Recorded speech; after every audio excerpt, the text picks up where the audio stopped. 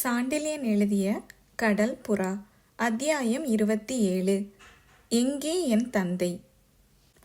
ஆரம்பத்தில் சாளரத்தின் அடிக்கட்டையை மட்டும் தொட்டு நின்ற வெண்மதி கிரகணங்கள் இரவு ஏறிவிட்டதால் உள்ளே என்ன நடக்கிறது என்பதை பார்க்க இஷ்டப்பட்டன போல் அறை நடுவில் இருந்த பஞ்சனை மீதும் லேசாக பாய்ந்துவிட்ட அந்த மனோகர வேளையில் கடாரத்து கட்டழகியின் பட்டு கைகள் தன் கைகளை ஆவலுடன் பற்றிய காரணத்தால் முதலிலிருந்த சலனம் சற்றே நீங்கி மனம் ஓரளவு அமைதியையும் பெற்றுவிட்டதன் விளைவாக மெல்ல நீண்டதொரு பெருமூச்சு விட்ட இளைய பல்லவன் அந்த அமைதி எத்துணை நிலையற்றது என்பதை சில வினாடிக்குள் புரிந்து கொண்டான்.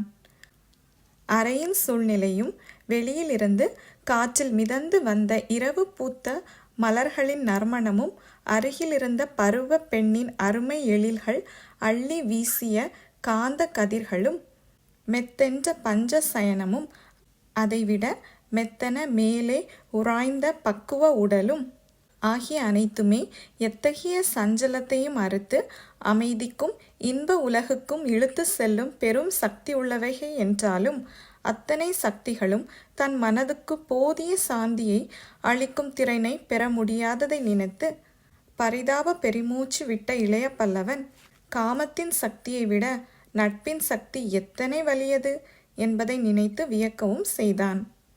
அழகிற் சிறந்த ஆறாங்க ஒருத்தி பக்கத்தில் இருக்க அனபாயினை பற்றிய எண்ணங்கள் திரும்ப திரும்ப தன் மனதில் அலைமோதி இடையே கிடைத்த அமைதியை திரும்ப உடைப்பதை அறிந்த அவன், இத்தனை அன்பு அனபாயனிடம் எனக்கு இருக்க அவர் மட்டும் என்னை விட்டு அமீரை பெரிதாக நினைத்து விட்டாரே, அரச குலத்தாரின் அன்பு இப்படிதான் நிலையற்றதோ என்னமோ என்று தனக்குள்ளே எண்ணமிட்டான்.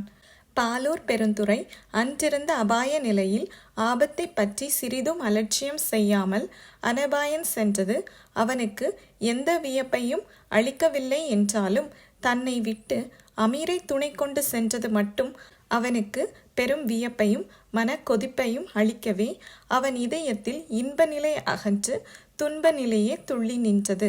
அந்த துன்ப நிலையின் விளைவாக அவன் நீண்ட நேரம் பேசாமலேயே இருந்தான். அவன் ஏதும் பேசாவிட்டாலும் சில வினாடிக்குள் அவன் மனநிலை மாறிவிட்டதையும் தான் அளித்த மன அமைதியை தன்னை விட பெரும் சக்தி ஒன்று உடைத்து விட்டதையும் வெகு சுலபத்தில் புரிந்து கொண்ட காஞ்சனாதேவி அனபாயனுக்கும் இளைய பல்லவனுக்கும் இருந்த நட்பின் உரத்தை பற்றி பெரிதும் வியப்படைந்து, இந்த இருவரின் நட்பு பெரும் காரியங்களை சாதிக்க வல்லது என்றே எண்ணினாள். தன் கை அவன் கையை பிடித்த போது தன் விரல்களுடன் இணைந்த அவன் விரல்கள் மேற்கொண்டு விஷமம் எதுவும் செய்யாமல் சில வினாடிக்குள் செயலற்று விட்டதையும் தன் உடல் உராய்ந்ததும் பதிலுக்கு சாய்ந்து கொடுத்த அவன் உடம்பு கூட திடீரென உணர்ச்சியற்று விட்டதையும் கவனிக்க தவறாத காஞ்சனாதேவி அவன் இதய வேதனையை நன்றாக அறிந்து கொண்டாளாதலால் அவனை மீண்டும் சமாதானப்படுத்த முயன்று, அனபாயர் உங்களை விட்டு அமீரை அழைத்து சென்றதை நீங்கள் இத்தனை பொருட்படுத்த வேண்டிய அவசியமில்லை என்றாள் மெதுவாக. இளைய பல்லவன் இதற்கு உடனடியாக பதிலேதும் சொல்லவில்லை. குனிந்த தலை குனிந்தபடியே உட்கார்ந்திருந்தான். பிறகு தலையை நிமிர்ந்து அவள் முகத்தை அவன் ஏறெடுத்து பார்த்தபோது அவன் வாயினால் ஏதும் பேசாவிட்டாலும், ஏன் அவசியமில்லை என்ற கேள்வி மட்டும் அவன் கண்களில் தொக்கி நின்றது. அந்த கேள்வி கூட கண்ணிமைக்கும் நேரத்தில் அவன் கண்களில் இருந்து அகன்றது. பிரமித்து அவள் முகத்தையே பார்த்தன வேல்களை விட கூறிய அவன் கண்கள். மாறிவரும் இருளும் ஒளியும் போல் அவன் சித்தம் மாறுபட்ட சக்திகளால் இழுக்கப்பட்டது. அவள் முக வசீகரத்தில் அவன் மீண்டும் மயங்கினான். இரவு ஏறிவிட்டதால் பஞ்சனை மீது பாய்ந்த பால் நிலவு அவள் முகத்தில் மிக வெண்மையாக அடித்திருந்தது. அந்த வெண்மையில் அவ்வப்பொழுது அவள் கண்களில் ஏறும் குங்கும சிவப்பு கூட தெரியாததால் நல்ல பளிங்கு கல்லில் செதுக்கப்பட்ட சிலையென காட்சியளித்தாள் காஞ்சனாதேவி. அந்த வெண்மை முகத்தில் கலந்த விண்மதியின் வெண்கிரகணங்கள் அவள் நூதலிலும் கன்னங்களிலும் பிரதிபலித்து முகம் பூராவையும் கலப்படமற்ற வெண்ஒளி மயமாக அடித்து கொண்டிருந்தது. வெண்கிரகணங்களில் கண்கள் பேரொளி வீசின. அத்தனை ஒளிக்கும் வெளுக்காத உதடுகள் மட்டும் அதிக சிவப்பாய் பிரகாசித்து இருமுறை மெல்ல விரிந்து மூடின. அப்படி மூடிய சமயத்தில் ஒரு கணம் தெரிந்த 2 உள்முத்துக்கள் திடீரென இளைய பல்லவன் உள்ளத்தை அள்ளவே செய்தன. பெரும் மாயையில் மீண்டும் சிக்கினான் இளைய பல்லவன். நிலவில் ஒரே ஒளிமயமாக கிடந்த அந்த பருவ மங்கையின் வசீகர வதனத்தின் ஒவ்வொரு அசைவிலிருந்தும் காமக்கணைகள் கணக்கின்றி எழுந்து அவன் சித்தத்தில் பாய்ந்தன. ஏதோ சொல்ல உதடுகள் விரிந்தபோது கவிழ்க்கப்பட்ட குமிழ் கண்ணாடி போல் எழுந்திருந்த கபாலங்களில் விழுந்த குழிவுகளும், உதடுகள் மூடியதும் ஏதோ மந்திர ஜாலம் போல் அவை மறைந்துவிட்ட மாயமும், கேள்வி கேட்க எழுந்தன போல் எழுந்து தாழ்ந்த புருவங்களின் அசைவும், சிறிது நேரம் நிலைத்து நின்று திடீரென கொட்டிய இமைகளும் பளிச் பளிச்சென்று பற்பல இரகசிய செய்திகளை சொல்லவே பிரமிப்பில் ஆழ்ந்து கிடந்தான் இளைய பல்லவன். காஞ்சனாதேவி மட்டும் இஷ்டப்பட்டிருந்தால் அந்த பிரமிப்பில் அவனை நீண்ட நேரம் ஆழ்த்தியே வைத்திருக்கலாம். ஆனால் அப்படி அவன் மீது கண்களை வீசிய காஞ்சனாதேவியே அவன் பிரமிப்பை உடைக்கவும் முயன்றாள். 4 வேல்களும் உராய்வது போல் தன் கண்களும் அவன் கண்களும் உராய்ந்த சமயத்தில் அவன் கண்களே வெற்றியடைந்ததையும், அவன் வெறித்த பார்வை தன் கண்களுக்குள் பாய்ந்து இதயத்துக்குள்ளேயும் புகுந்து இதயத்தை மூடியிருந்த வெட்கச்சீலையை கூட களைவதை போன்ற பிரமிப்பை தனக்கு அளித்து விட்டதையும் கண்ட காஞ்சனாதேவி பெரும் சங்கடத்திற்கு இலக்கானாள். அந்த சங்கடத்தின் விளைவாகவோ, மேற்கொண்டு அந்த நிலை நீடித்தால் விளைவு என்ன ஆகுமோ என்ற பயத்தாலோ அவள் திடீரென அவன் கைகளை பற்றி நின்ற தன் கைகளை விடுவித்து கொண்டாள். பஞ்சனையில் சற்று நகர்ந்து உட்கார்ந்து கொண்டாள்.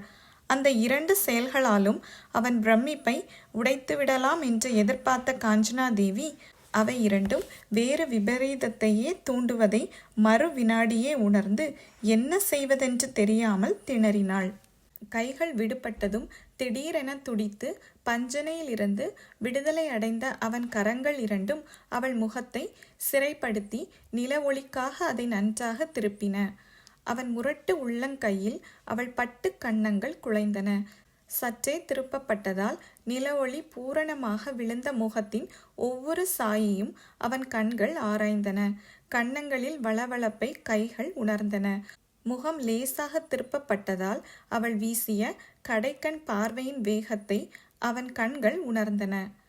கன்னங்கள் அழுத்தி பிடிக்கப்பட்டதால் இன்ப வேதனையால் அத்தனை நிலவிலும் சிவந்துவிட்ட நூதல் அந்த சிவப்பை நாசி மீது பாய்ச்சி நிலவில் வசீகரிக்கும் புது செம்பருத்தி போல் அடித்திருப்பதை கண்கள் மட்டுமென்ன அவன் இதயமும் கவனிக்கவே செய்தது. கண்ணும் கண் மூலம் இதயமும் கவனித்தவை இவை. இவை காணாதவற்றை சித்தம் கற்பனை செய்தது. உணர்ச்சிகள் பேரிரைச்சலுடன் அவன் உள்ளத்தில் எழுந்து அலைமோதின. இவை காணாதவற்றை சித்தம் கற்பனை செய்தது. உணர்ச்சிகள் பேரிரைச்சலுடன் அவன் உள்ளத்தில் எழுந்து அலைமோதின. அந்த அலைகளில் சிக்கி தத்தளித்தாள் அஞ்சன விழியாலும் கூட. அலைகளில் இருந்து இதயத்தை மீட்க விரும்பிய அவள் விழிகள் சற்றே மூடின. மூடியதால் அவன் பார்வையில் இருந்து மீளலாம் என்றுதான் நினைத்தாள். ஆனால் மூடிய கண்கள் உள்ளே பல வாயில்களை திறந்துவிடவே இளைய பல்லவன் கண்கள் எல்லா இடங்களிலும் எட்டி பார்ப்பன போலவே தெரிந்தது அந்த கடாரத்தின் கட்டழகிக்கு. அந்த எண்ண கடலிலிருந்து, கடலின் அலைகளிலும் இருந்து, அதன் சுழல்களிலும் இருந்து தன்னை விடுவித்து கொள்ள முயன்றாள் அவள். அத்தனை அலைகளையும் சுழல்களையும் மீறி எழ முயன்றது அவள் மனம். மீள முடியாமல் செய்திருந்தது இருவருக்கும் இடையே நிலவிய மௌனம். அந்த மௌனத்தை கலைக்க அவள் விரும்பி மீண்டும் பேச முயன்றாள். உதடுகள்தான் அசைந்தன, சொற்கள் உதிரவில்லை. அவள் மனமுயற்சி எதையும் புரிந்து கொள்ளக்கூடிய நிலையில் இளைய பல்லவன் இதயம் இல்லாததால் அவள் உதடுகளின் அசைவை தவறாகவே பொருள் கொண்டான் அந்த வாலிபன். தவறான பொருளின் விளைவாக கன்னத்தை தழுவி நின்ற விரல்கள் 2ம் சற்றே விலகி அவள் செவ்விய உதடுகளின் மீது தவழ்ந்து பேச வேண்டாம் என வலியுறுத்தின. அந்த வலியுறுத்தல் அவசியமில்லை. அவள்தான் பேச சக்தி அறவே இழந்து கிடந்தாளே. கண்களும் மூடி உதடுகளும் மூடி முகமே உறைந்து விட்டது போன்ற அந்த நிலையில் ஆபத்தில் இருந்து விடுதலை பெற முடியாமல் இருந்த அவள் மனதில் பல பல எண்ணங்கள், பல பல கதைகள், பல பல பழைய கனவுகள் எல்லாம் எழுந்து அர்த்தமில்லாமல் ஓடிக்கொண்டிருந்தன. அந்த ஓட்டத்தில் அவள் வாழ்விலும் ஸ்ரீவிஜய சாம்ராஜ்யத்தின் வாழ்விலும் சம்பந்தப்பட்ட பாத்திரங்கள் வலம் வந்தார்கள். அப்படி வலம் வந்த சமயத்தில் அவள் இதயத்தில் சுற்றி நின்ற பெரும் வலை திடீரென அறுந்தது. அந்த பாத்திரங்களின் சுழற்சியில் ஒருவர் பின் ஒருவராக தோன்றிய மனிதர்கள் வரிசையில் அவள் தந்தை குணவர்மனும் தோன்றினார். எதற்காக தமிழகம் வந்தாய்? எந்த நிலையில் இருக்கிறாய்? என்று ஏதோ குற்றத்தை சுட்டி காட்டுவது போல் அவள் மனக்கண் முன் எழுந்த குணவர்மன் முகம். அதன் விளைவாக திடீரென கட்டிலை விட்டு எழுந்த காஞ்சனா தேவி ஒரு வினாடி நின்ற இடத்தில் ஸ்தம்பித்து நின்றாள்.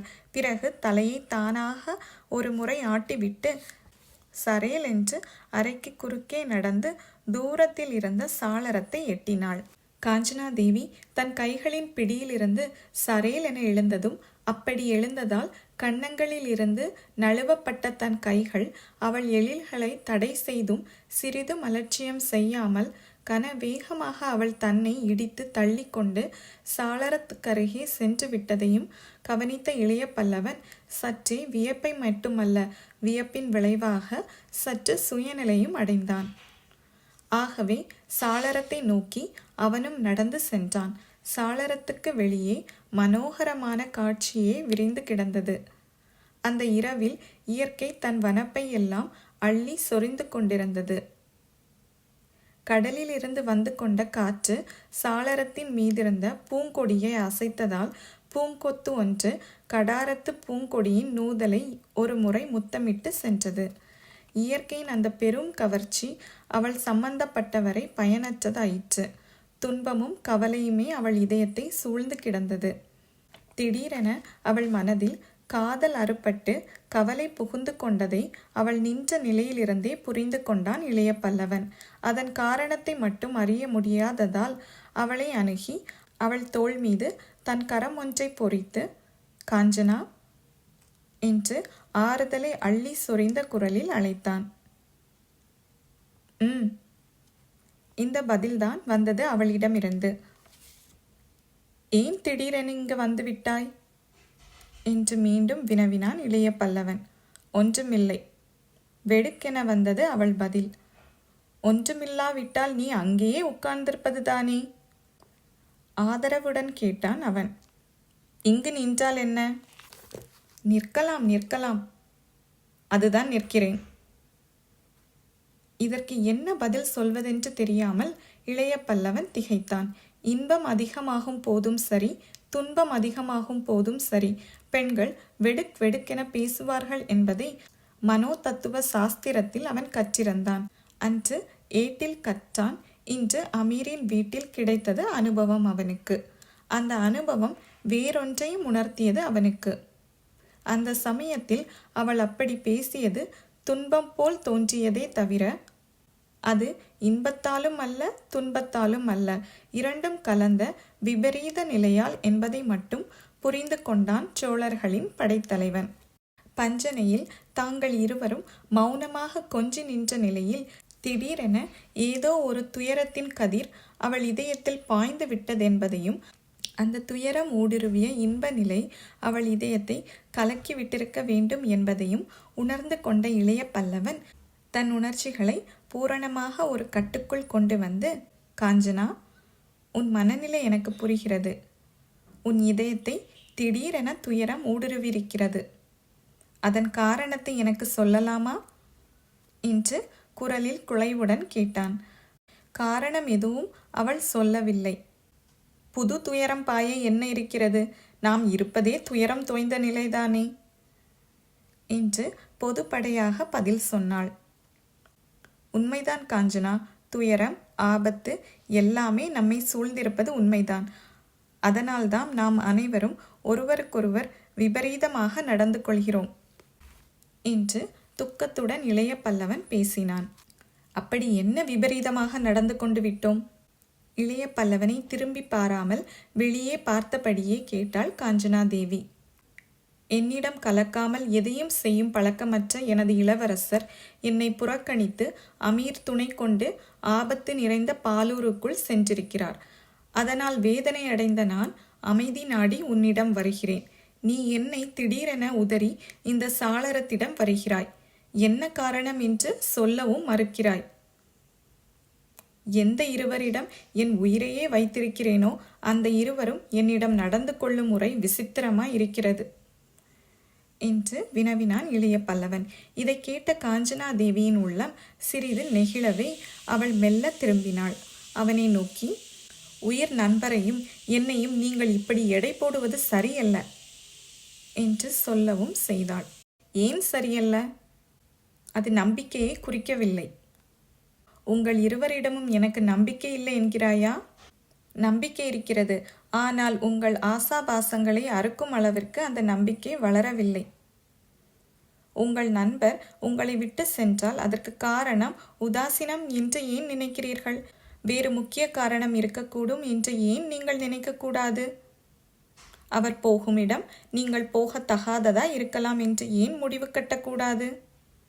நமக்கு வேண்டியவர்கள் நம்மை சில அலுவல்களில் விலக்கும் போது அலுவல்களின் தன்மை அப்படி இருக்கும் என்று ஏன் தீர்மானிக்க கூடாது?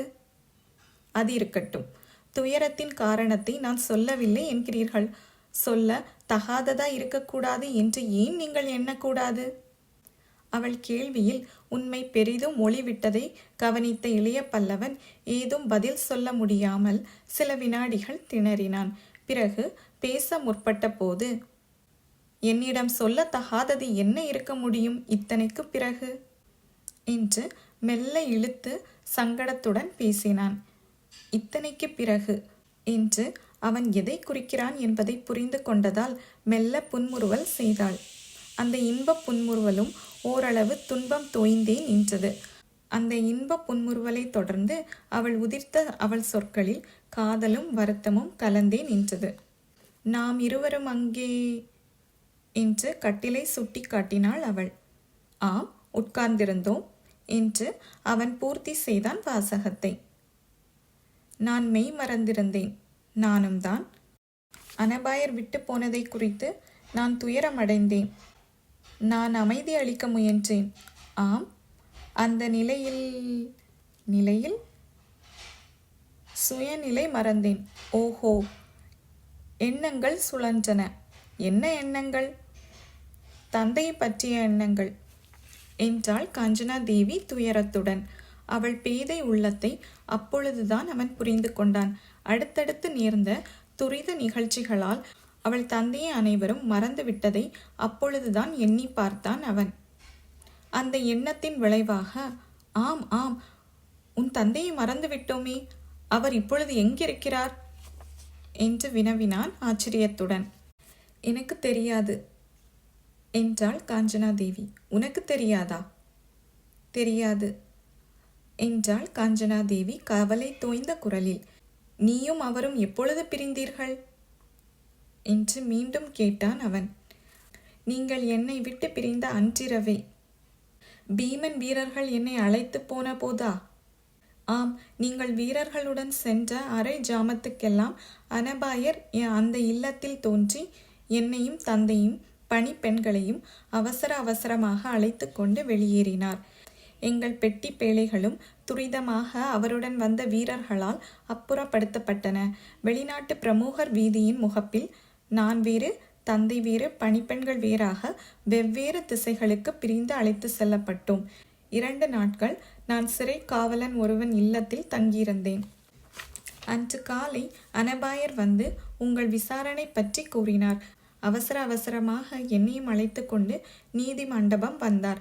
பிறகு நடந்ததை நீங்கள் அறிவீர்கள். ஆனால் தந்தை எங்கிருக்கிறார், என்ன ஆனார் என்பது எனக்கு புரியவில்லை. அமீரின் பாதுகாப்பில் இருப்பதாக சீன கடலோடியிடம் அனபாயர் சற்று முன்பு கூறியதுதான் எனக்கு தெரியும்.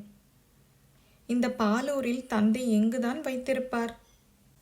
இதற்கு திடமாக பதில் ஏதும் இளைய பல்லவன் கூற முடியவில்லை. அனபாயன் போக்கு ஏதும் ஊகிக்க முடியாத புதிராய் இருந்தது அவனுக்கு. ஆகவே அவன் காஞ்சனா தேவிக்கு சொன்ன பதிலில் உணர்ச்சி இருந்ததே ஒழிய தெளிவு லவலேசமும் இல்லை. காஞ்சனா, உன் தந்தையை அனபாயர் எங்கு தங்க வைத்திருக்கிறார் என்பது எனக்கு தெரியாது. நான் பாலூரில் கால் வைத்த நாளாக நேரிட்ட நிகழ்ச்சிகள் அனைத்துமே பிரமிப்பை ஊட்டக்கூடியதாகவே அமைந்திருக்கிறது. கனவில் நடப்பது போல் நிகழ்ச்சிகள் துரிதமாக நடக்கின்றன. நாம் அனைவரும் பொம்மைகள் போல் அனபாயரால் நடத்தப்பட்டு வருகிறோம். அவர் இயக்கும் வழியில் நாம் இயங்குகின்றோம். ஆனால் ஒன்று மட்டும் நிச்சயமாக சொல்வேன், அனபாயர் உடலில் உயிர் இருக்கும் வரை உன் தந்தைக்கு ஆபத்து ஏதும் இல்லை. ஆனால் உன் தந்தை இருக்கும் இடமோ, அனபாயர் இந்த இரவு எதற்கு போயிருக்கிறார் என்பதோ என்னால் ஊகிக்க முடியவில்லை என்று உணர்ச்சி ததும்பிய குரலில் பேசி பெருமூச்சு விட்டான் இளைய பல்லவன். அவ்விருவரும் ஊகிக்க முடியாத, ஏன் கனவிலும் நினைக்க முடியாத மிகவும் ஆபத்தான இடத்தை தான் அந்த சமயத்தில் அனபாயன் அணுகிக் கொண்டிருந்தான்.